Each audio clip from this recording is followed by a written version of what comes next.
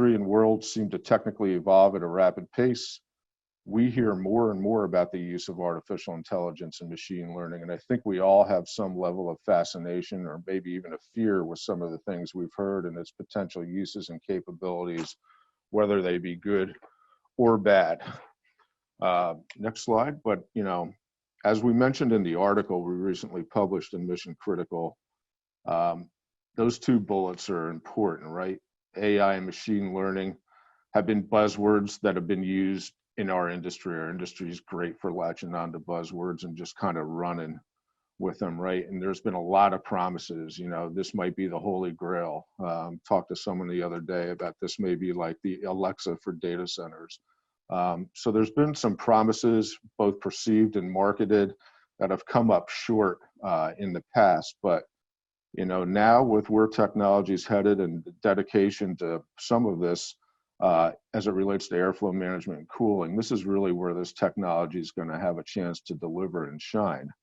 So now imagine, if you will, the ability to have sensors are key in all of these solutions, right? So that you have your sensor network all throughout your data center. So now imagine the ability to use real-time sensor data, create a digital twin of your data center layout, and then visually represent your current and thermal conditions, and then provide recommendations for optimization, and have the system know when those changes were made, and have the system update that digital twin to reflect the changes. You know, this is the direction where airflow management's headed with regard to AI and machine learning. So let's see what some of this might look like, right? So you've got the ability, let's just say, to see a digital twin of your data center broken down into different color-coded zones of influence for the air conditioning units and the racks and loads they support. Real easy. You've got like kind of 8 or 9 cooling units here. Every one of them is represented by a different color. And then the rows of racks that are closely aligned with the cooling production of that AC unit are similarly color-coded. Real easy to look at, right? Then you kind of move on and you can do the same thing with temperature. Next slide, please. You can do the same thing with temperature. You can have your gradients, you can have your different color coding and your different representations of the ranges of the temperatures, and then see that same digital twin represented with the different color gradients of the racks.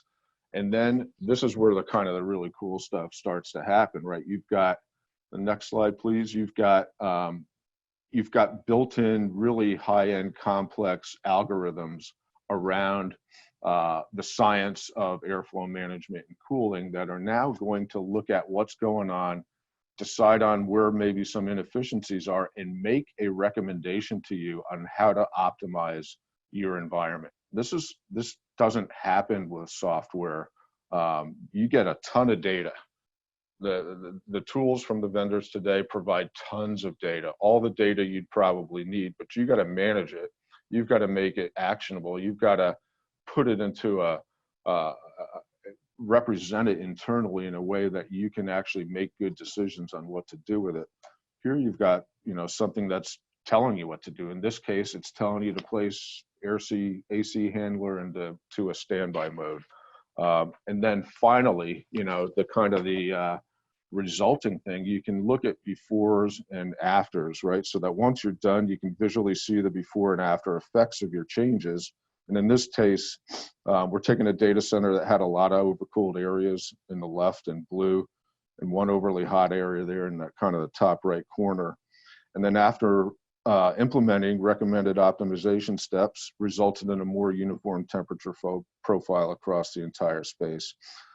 So these are some things to be on the lookout for or consider, you know, as we migrate through this new normal, work from home, maybe not have resources on site, but you've got artificial intelligence and some machine learning that could be doing that on-site work and making those remediation recommendations for you.